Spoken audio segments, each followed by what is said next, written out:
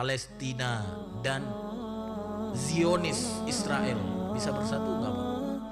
Abadan, abadan, tidak akan bisa bersatu selamanya, selamanya. Dan kita jangan mengabaikan realita Pak. Bahkan Nabi Muhammad SAW sendiri sudah mengabarkan kan, yang namanya perang dengan mereka orang-orang yang memusuhi kaum muslimin di Palestina itu akan terus terjadi sampai sampai pohon pun nanti dukung orang-orang mukmin. Pohon katakan apa yang dikatakan oleh pohon? Nih di belakangku ada siapa? Ada Yahudi Pak. Jadi Bapak Ibu dirahmati Allah, tak akan pernah bersatu antara hak dan batil. Jadi kalau kita sudah memahami ini, kita tidak heran kenapa di sana perang terus. Nggak heran Pak. Cuma yang herannya kalau kita berada di pihak apa Pak? Nah, di pihak yang batil gitu. Saya nggak katakan mereka, tapi apa? Yang batil. Bapak pasti tahulah yang batil yang mana. Ya. Dan kita bisa menjadi penyatu di antara mereka. Al-haq dan batil itu bisa Pak. Dengan catatan bagaimana? Dengan catatan kita menjadikan ketentuan Allah di atas segala-galanya. Kita menjadikan manusia baik yang hari ini kufur, mengingkari Allah Ta'ala, tidak beriman kepada Allah, maupun yang beriman kepada Allah, kita jadikan semua mereka tunduk kepada Allah. Baru semua akan damai, semua akan damai. Tapi tanpa itu tidak Pak, tanpa itu tidak. Dan gak bisa dan gak boleh juga kita mendamaikan orang bukan dengan ketentuan Allah, bukan dengan ketundukannya kepada Allah. Emang Ustaz bisa orang kafir tunduk dengan ketentuan Allah? Bisa nggak Pak? Orang-orang Yahudi, orang-orang Nasrani pernah hidup di bawah kekuasaan Rasulullah kan? Benar gak? Bahkan di Palestina sejak diambil alih oleh pemerintahan Islam Umar bin Khattab sebagai khalifah ketika itu, Yahudi dalam sejarah kan hidup nyaman kan? Orang Nasrani hidup dengan keadaannya. Artinya apa? Orang-orang kafir pun boleh dan bisa tunduk dengan ketentuan Allah kan? Bisa Pak, bisa. Jadi orang kafir gak mesti jadi muslim biar disebut dengan tunduk kepada Allah Pak. Karena tunduk kepada ketentuan Allah bagi orang kafir itu kan gak mesti jadi muslim kan? Benar gak? Yang pertama, dia menjadi muslim. Yang kedua, kalau dia nggak mau jadi muslim, karena kan la ikroha fiddin, tidak ada paksaan dalam agama, maka dia bisa menjadi apa Pak? Bisa menjadi orang yang hidup di bawah naungan ketentuan Allah, tapi dia bayar jizyah. Jadi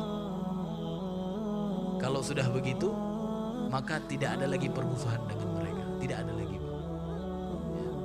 Fala udwana illa 'alal zalimin. Berarti apa Pak? Ketika tidak ada lagi permusuhan di dunia, akan tercipta apa Pak? Akan tercipta kedamaian. Jadi kalau mau tercipta kedamaian, bagaimana caranya? Manusia harus tunduk semua dengan ketentuan Allah. Itu Pak. Ini sampaikan ke PBB itu Pak. Kan mereka ingin menciptakan kedamaian. Jadi Bapak ketika datang ke majelis permusyawaratan bangsa-bangsa harus sampaikan itu Pak.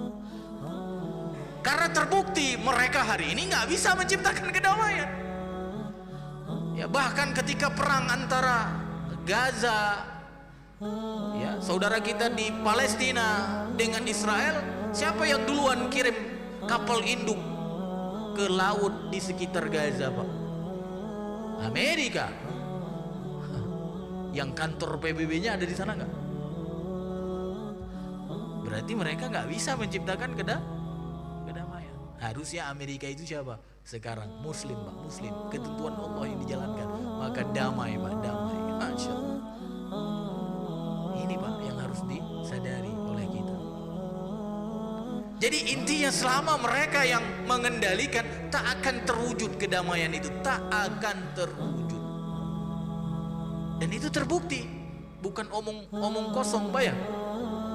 Coba lihat sekarang, ini sebenarnya membuka mata kita Pak, yang hari ini kiblatnya masih ke Amerika Pak. Membuka mata kita, kecuali memang yang nggak baca atau yang nggak mau nonton. Terjadi pertempuran, padahal baru diserang sekali Pak ya. Baru diserang sekali, alasannya untuk membela kepentingan Israel. Itu baru sekali Pak, baru sekali. Langsung apa Pak? Kapal induk Pak.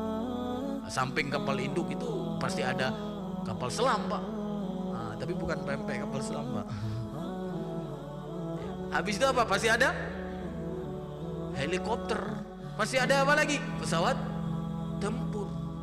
Jadi bukan kapal doang Pak, menangkap ikan, bukan. Artinya apa?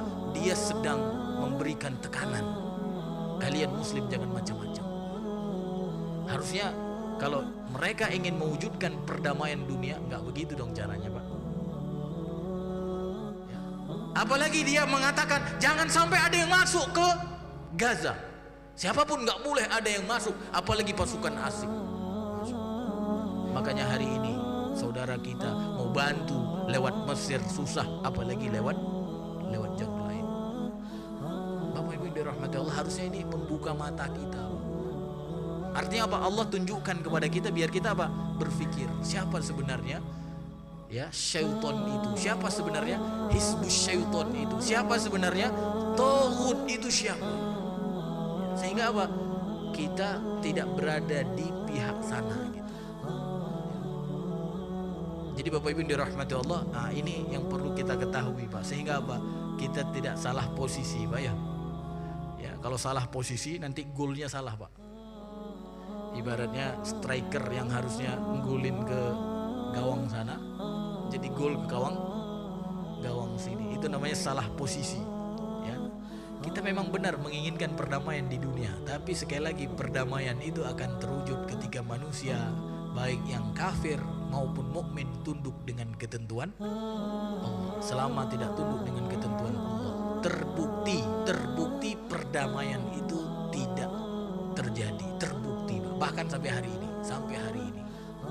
Ya. Negara yang kantor PBB-nya ada di tempatnya, ketika terjadi perselisihan malah dia yang pertama memberikan provokator, benar gak? Hah? Makanya kata Erdogan apa Pak? Suruh pulang katanya Amerika ya. Orang Indonesia ada yang bilang begitu nggak? Pejabat Indonesia harusnya bilang juga Pak ya. Ayo Amerika ngapain di situ?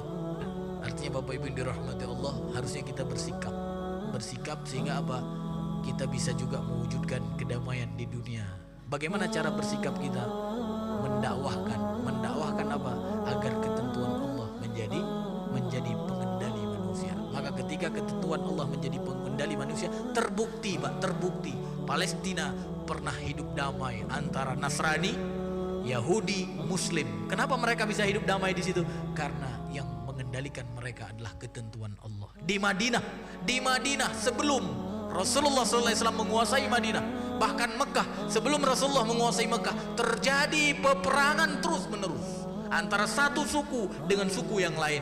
Tapi ketika Rasulullah sudah menjadi pemimpin, sudah mengendalikan dengan ketentuan Allah, apa yang terjadi Pak? Mekah tidak lagi perang, Madinah tidak lagi perang. Semua menjadi apa Pak? Menjadi rukun di bawah ketentuan Allah. Selama tidak ketentuan Allah di atas segala-galanya, maka permusuhan itu akan terus apa Pak? Akan terus ada ya. Namun kalaupun ya ketentuan Allah belum di atas segala-galanya, minimal apa Pak? Minimal kita semua jangan sampai salah posisi. Jangan sampai salah posisi. Karena posisi cuma ada dua saja. Alladzina amanu yuqatiluna fi sabilillah. Orang-orang yang beriman kata Allah, mereka berperang di jalan Allah. Mereka berjuang di jalan Allah. Walladzina kafaru yuqatiluna fi sabilit taghut. Sedangkan orang-orang kafir, mereka berjuang, mereka berperang di jalannya taghut, di jalannya syaitan. Dan Allah memerintahkan kita, faqatilu awliya asy-syaitan. Allah memerintahkan kita untuk apa Pak? Untuk memerangi aulia, teman-temannya siapa? Teman-temannya syaitan. Maka mudah-mudahan kita jangan pula jadi temannya syaitan, tapi jadilah orang-orang yang memerangi syaitan. Meninggal kita mulia, menang kita mulia. Makanya para ulama menyebutkan aish kariman au mut syahidan, hidup mulia atau mati syahid.